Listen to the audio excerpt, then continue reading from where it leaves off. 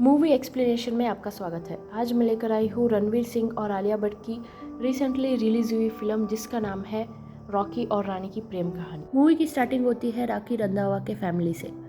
दरअसल रॉकी शहर के सबसे बड़े मिठाई वाले बिजनेस का वारिस है। पंजाब से बिलोंग होने वाला रॉकी हमेशा मस्ती मजाक में रहता है, लेकिन उसकी एक वीकनेस थी कि उसे इंग्लिश ठीक से नहीं आती थी। रॉकी की फैमिली बहुत स्ट्रिक्ट थी और हम यहाँ रॉकी के दादी जो घर ही नहीं बल्कि पूरे मिठाई वाले बिजनेस को राज करने वाली धनलक्ष्मी को देखते हैं। हम रॉकी को एक क्लब में डांस करते हुए देखते हैं। तभी उसके पिता तिजोरी और उसकी दादी धनलक्ष्मी भी इस क्लब में आ जाते हैं। दरअसल यहाँ पर एक इवेंट था, इसीलिए सबको इनवाइट किया गया था। दरअसल रॉकी के पिता को रॉकी का डांस बिल्कुल भी पसंद नहीं आता था और रॉकी भी उसके पिता और दादी जी से बहुत ज़्यादा डरता था।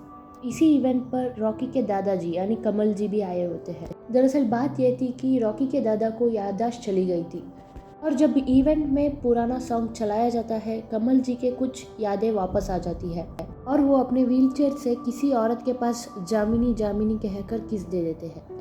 ये देखकर सब शॉक हो जाते हैं कि आखिर कमल जी ने ऐसा क्या किया है। और अगले दिन जब डॉक्टर कमल जी का इलाज कर रही थी तब भी वो जामिनी जामिनी कह रहे थे। दरअसल रॉकी अपने दादाजी से बहुत ज़्यादा प्यार करता था, तो रॉकी ये देखकर शॉक था कि आखिर हम दादाजी के पास ही रहते हैं, इसके बाद भी उन्हें हमारा नाम याद नहीं है, लेकिन किसी औरत का नाम जो कि जामिनी है वो याद है। और रॉकी जब अपने दादाजी की डायरी को चेक करता है तब उसमें जामिनी का फोटो था और फोटो के पीछे कुछ एड्रेस था और रॉकी अपने बेस्ट फ्रेंड के साथ मिलकर जामिनी के बारे में कुछ इन्फॉर्मेशन ढूंढ निकालता है और रॉकी को रानी चटर्जी के बारे में पता चलता है जो कि दामिनी चटर्जी की पोती होती है। और आगे हमें पता चलता है कि रानी दरअसल एक बहुत बड़ी न्यूज़ एंकर है। वो बड़े बड़े लोगों से बात करके आसानी से मुंह बंद कर देती है। तभी हम रॉकी और उसके दोस्त को रानी के ऑफिस में आते हुए देखते हैं। वो दोनों इधर उधर के बातें करना शुरू कर देते हैं। पॉइंट की बातें छोड़कर वो सभी बातें कर रहे थे। इसे देखकर रानी मुस्कुरा रही होती है। आखिरकार रॉकी रानी से दामिनी चटर्जी के बारे में पूछता है, क्या वो जिंदा है या फिर मर गई है। रानी उसे बताती है कि वो अभी भी जिंदा है और रॉकी रानी से कहता है कि उसकी दादी की फोटो उसके दादा के पास थी और सालों के बाद उसका दादाजी किसी का नाम ले रहे हैं। इसीलिए रॉकी चाहता था कि दामिनी जी उसके दादाजी के पास आए ताकि उसकी दादाजी की यादें थोड़ी ठीक हो। इसके बाद रॉकी रानी को कार्ड देकर चला जाता है। इसके बाद हम रानी के फैमिली को देखते हैं। जो रानी की माँ थी वो कॉलेज की इंग्लिश प्रोफेसर थी और रानी के फादर कथक के डांसर थे। उनकी ख्वाब ये थी कि किसी डांस स्टेज में वो एक बार अपनी कथक परफॉर्मेंस करे। अब रात को रानी अपने दादी को कमल जी के बारे में बोलती है तो वो इमोशनल हो जाती है। वो रानी से कहती है कि कभी कभी 2 पल का प्यार आपको जीवन भर मोहब्बत दे जाती है। रानी को बताती है कि जब वो छोटी थी वो शिमला गई थी और उनकी मुलाकात कमल जी से हो गई, लेकिन वो लोग वहाँ पर सिर्फ 7 दिनों के लिए रुके थे, लेकिन वो 7 दिन उन्हें आज भी याद है। और वो ये भी कहती है कि उसे कमल जी के साथ लाइफ बितानी थी, लेकिन उसने अपना फैमिली को चूज किया। ये बात सुनकर रानी को बुरा लगता है, इसलिए वो रॉकी को कॉल करती है और उसे कहती है कि मुझे तुमसे कुछ ज़रूरी बात करनी है। तो रॉकी रानी को एक प्लेस में बुलाता है जहाँ पर एक बहुत बड़ा इवेंट होने वाला था और रानी रॉकी को बोलती है कि मुझे तुम्हारी दादाजी को और मेरी दादी को मिलाना है, इसलिए तुम तुम्हारे दादाजी को लेकर मेरे घर आना। लेकिन ये तो पॉसिबल नहीं था क्योंकि दादाजी जाने वाले नहीं थे। और यहाँ पर एक डांस होता है और डांस के बाद रॉकी को महसूस होता है कि वो रानी से प्यार करने लगा है। रानी अपनी पूरी फैमिली को लेकर रंधावा पैराडाइज पहुंच जाती है। रॉकी की फैमिली बहुत ही ज़्यादा अजीब थी और उसके दादी और पिता बहुत ही ज़्यादा स्ट्रिक्ट थे। इसके बाद सभी लोग आपस में मिलते हैं। दामिनी जो थी कमल जी के पास जाती है और वो सब कुछ याद दिलाने की कोशिश करती है, लेकिन कोई फ़ायदा नहीं होता। सब देखकर धनलक्ष्मी को बहुत ज़्यादा गुस्सा और परेशान हो रही थी। इसके बाद जब रानी की फैमिली जा रही होती है, जब कमल जी उठकर दामिनी जी के लिए गाने गाते हैं, इसे देखकर सारी फैमिली शॉक हो जाती है क्योंकि जो इंसान व्हील चेयर तक उठ भी नहीं पाता था वो आज दामिनी के लिए गाना गा रहे हैं। ये देखकर धनलक्ष्मी को और भी गुस्सा आता है, इसीलिए वो सबको यहाँ से जाने के लिए कहती है।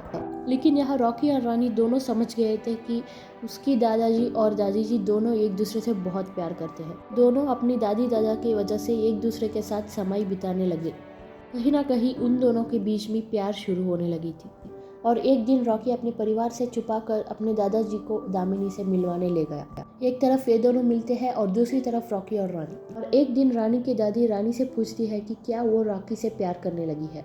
लेकिन यहाँ पर रानी मना करती है, ये कहते हुए कि उसके अंदर रॉकी के लिए कुछ भी फीलिंग नहीं है सिवाय फ्रेंडशिप के। यहाँ पर दामिनी उसे सजेस्ट करती है कि अगर तुम्हें सच्चा प्यार मिले तो मेरी तरह जाने मत देना, लेकिन मेरी तरह तुम्हारी लाइफ बन जाएगी। कुछ दिनों के बाद रानी का बर्थडे था और रॉकी एक छोटे से कमरे में रानी को ले जाता है, जहाँ पर उसने बर्थडे सेलिब्रेशन के लिए सब कुछ प्रिपेयर किया था। यहाँ पर रॉकी रानी के लिए केक नहीं बल्कि एक बहुत बड़ा लड्डू लेकर आया था और यहाँ पर रानी रॉकी को देखकर समझ गई थी कि रॉकी के अंदर उसके लिए फीलिंग आ गई है। और जब रॉकी रानी के पास आने की कोशिश करता है तब रानी कहती है कि उसे घर जाना है और उसे घर छोड़ देता है। और अगले दिन रॉकी रानी को एक खूबसूरत जगह पर ले जाता है और अपने प्यार को बता देता है और वो उसे डायरेक्टली शादी के लिए प्रपोज करता है। लेकिन रानी उसे मना करती है कि हमारे बीच ऐसा कुछ नहीं है, हम एक दूसरे को ठीक से नहीं जानते हैं, हमारे बीच में जो कुछ भी हुआ था वो हमारे मर्जी से हुआ था, हम एक दूसरे को फोर्स नहीं किया था। और इससे भी बड़ी प्रॉब्लम ये थी कि उनकी फैमिली एक दूसरे से बहुत दूर थी। ये सुनकर रॉकी को बहुत बड़ा झटका लगता है और वो यहाँ से इमोशनल होकर चला जाता है। इसके बाद रानी को भी बहुत बुरा लगने लगा। उसे लग रहा था कि उसने रॉकी को हर्ट किया है। वो रॉकी को कॉल भी करती है, लेकिन रॉकी उसका कोई भी कॉल उठा नहीं रहा था। इसके बाद रानी अपने काम की वजह से शिमला जाती है। रानी सोचती है कि इस जगह पर पहुंचकर वो अपनी दुख को हील कर पाएंगी, लेकिन यहाँ पर तो ऑपोजिट होता है। कहीं ना कहीं रानी रॉकी से प्यार करने लगी थी, इसीलिए उसे रॉकी दिखाई दे रहा था। और यहाँ से निकलते ही रानी रॉकी से मिलने के लिए जाती है, लेकिन रॉकी को रानी से बात करने में कोई भी इंटरेस्ट नहीं था। रानी उससे बात करने की बहुत कोशिश करती है, लेकिन रॉकी अपने कार में बैठकर चला जाता है। लेकिन रानी के पास कोई भी ऑप्शन नहीं था, जिसके कारण रॉकी के कार को टक्कर मार देती है। इसे देखकर रॉकी को बहुत ज्यादा गुस्सा आता है और वो एक दूसरे से झगड़ा करने लगते हैं। आखिरकार रानी अपने दिल की बात रॉकी को बता देती है। दोनों भी एक होकर एक दूसरे से प्यार करने लगते हैं। लेकिन प्रॉब्लम ये थी कि उनकी फैमिली एक दूसरे से बहुत अलग है। ना रानी की फैमिली रॉकी को एक्सेप्ट करने वाली थी और रॉकी की फैमिली रानी को। उनकी मकसद ये थी कि उनकी फैमिली एक दूसरे को पसंद करे। अब एक प्लान बनाते हैं कि 3 महीने के लिए एक दूसरे के लिए शिफ्ट हो जाए, यानी रॉकी को रानी के फैमिली के साथ रहना था और रानी को रॉकी के फैमिली के साथ। रानी के फैमिली के साथ ज़्यादा प्रॉब्लम नहीं थी, वो तो पढ़े लिखे लोग हैं और मॉडर्न लोग हैं, लेकिन प्रॉब्लम तो रॉकी के फैमिली के साथ थी। और जब रॉकी इस बात को इजहार करता है अपने फैमिली के सामने, तब धनलक्ष्मी और उसके पिता दोनों चिल्लाने लगते हैं और उसके पिता रॉकी पर हाथ उठाने लगते हैं। लेकिन दादी रोकती है, कहती है कि अगर 3 महीने के लिए वो हमारी फैमिली के साथ रहेगी तो मैं तुम्हारी शादी उससे कराऊंगी। अगर वो लड़की इस घर में 3 महीने के लिए नहीं रुक पाई तो तुम्हें हमारी बात माननी होगी। इसके बाद धनलक्ष्मी जी अपनी बेटी तिजोरी को अकेले में बात करने के लिए ले जाती है, जहाँ पर वो कहती है वो लड़की 3 महीने क्या 1 वीक भी नहीं टिक पाएगी। इसके बाद दोनों शिफ्ट होने लगते हैं, रानी रॉकी के घर और रॉकी रानी के घर। और दोनों फैमिली बहुत अलग थी। रानी के फैमिली पढ़े लिखे थे और रॉकी के फैमिली ट्रेडिशनल वाले। जब रॉकी रानी के घर पहुंचता है तब रानी के परिवार के सभी लोगों को वो हक करने की कोशिश करता है। ये बात सभी को अजीब लग रही थी। और एक प्रॉब्लम ये थी कि रॉकी को इंग्लिश बोलने नहीं आती थी और जो इंग्लिश वो लोग बात करते हैं वो बहुत ही ज़्यादा फ्रीक्वेंट थी। दूसरी तरफ रॉकी के फैमिली में माता की आरती हो रही थी। रानी भी जल्दी से वहाँ पर पहुँच जाती है और जैसे ही रानी वहाँ पर पहुँचती है धनलक्ष्मी जी रानी को सर ढकने के लिए कहती है, जो कि उनकी कल्चर थी। दूसरी तरफ रॉकी को चीज़ें अपने आप ढूंढने पड़ रही थी। उसे कॉफ़ी बनाना था लेकिन उसे स्टोव जलाने नहीं आ रहा था। सबसे बड़ी प्रॉब्लम ये थी कि रॉकी को उनकी इंग्लिश समझ में नहीं आ रही थी। दूसरी तरफ रानी और धनलक्ष्मी जी के बीच चीज़ें कुछ भी अच्छा नहीं हो रहा था, क्योंकि धनलक्ष्मी जी रानी को बिल्कुल भी पसंद नहीं करती थी। रानी यहाँ पर पूरी कोशिश कर रही थी धनलक्ष्मी जी के दिल जीतने के लिए, लेकिन वो बहुत ही स्ट्रिक्ट लेडी थी। उसका दिल जीतना बहुत आसान नहीं था। कुछ दिन ऐसा ही दोनों एडजस्ट करके दिन गुजार रहे थे।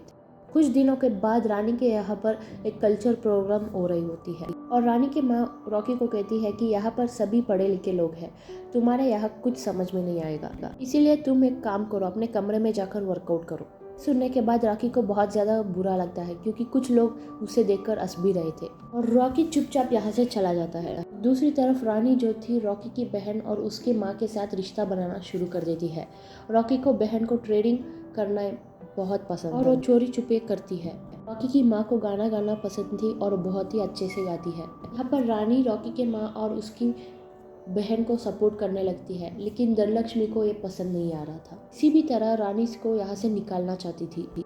और जब रॉकी के बेस्ट फ्रेंड की शादी हो रही थी, तब दोनों फैमिली वहाँ पर पहुँचते हैं। धनलक्ष्मी कोई भी मौका नहीं छोड़ती रानी के फैमिली को बेइज्जत करने के लिए। धनलक्ष्मी जी स्टेज पर अनाउंस करवा देती है कि रानी के पिता बहुत अच्छे से डांस करते हैं, लेकिन ये पंजाबी की शादी थी और वो कथक परफॉर्म करते हैं। लेकिन इन सभी को वो डांस बहुत ही अजीब लगता है। सभी लोग रानी के पिता के ऊपर हंस रहे थे। ये देखकर रानी के पिता शर्मिंदा होकर घर पहुंचते हैं और रॉकी भी उनके पीछे पीछे जाता है। यहाँ पर रॉकी को रानी के फादर के बैक स्टोरी पता चलती है कि कभी भी उन्हें कथक करने के लिए कोई भी सपोर्ट नहीं किया था। यहाँ तक कि उसके पिता ने भी उसे सपोर्ट नहीं किया था। उसे सपोर्ट किया था तो उसकी माँ थी। ये बात सुनकर रॉकी को बहुत ज़्यादा गुस्सा आता है लोगों के लिए और वो उल्टी सीधी बातें करने लगता है। रॉकी एक इमोशनल स्पीच देता है जिसके बाद सभी इमोशनल हो जाता है और रॉकी रानी के घरवाले को इम्प्रेस करने में सक्सेस हो गया था। लेकिन अभी भी रॉकी के घरवाले रानी को एक्सेप्ट करना बाकी था और अगले दिन से रॉकी सभी को कॉफ़ी बनाने लगा था। वो सभी के साथ खुश रहने लगा था। दूसरी तरफ माहौल अभी भी ठीक नहीं था। धनलक्ष्मी जी रानी को बिल्कुल भी पसंद नहीं कर रही थी, जिसके बाद रानी के घर से माँ दुर्गा की पूजा के लिए इनविटेशन आती है और सभी को वहाँ पर जाना था। यहाँ पर रानी के पिता चंदन कथक की एक सॉलिड परफॉर्मेंस करते हैं और रॉकी भी उनके साथ ज्वाइन करता है, जो देखकर रॉकी के घर वाले को बिल्कुल भी अच्छा नहीं लगता है। ये देखकर धनलक्ष्मी को बहुत ज़्यादा गुस्सा आता है और वो इसके बीच यानी आरती के वक्त पे यहाँ से चली जाती है। उनके पीछे पीछे रॉकी भी जाता है, लेकिन रॉकी इन्हें रोकने की कोशिश करता है और रॉकी के पिता रानी के फैमिली के बारे में उल्टा सीधा बोल रहे थे और रानी भी सुन लिया था, इसीलिए वो रॉकी के फादर से झगड़ा करने लगती है और गुस्से में रानी रॉकी के पिता पर हाथ उठा देती है, जिसके बाद रॉकी को ऐसा लगा था कि रानी ने रॉकी के फादर के ऊपर हाथ उठा दिया है। रॉकी को बहुत ज़्यादा गुस्सा आता है और वो रानी को ऊंचा नीचा बोल देता है, जिसके बाद रानी उसे कहती है कि वो आज के बाद कभी नहीं मिलेंगे। दूसरी तरफ रॉकी के घर में माहौल एकदम अलग था।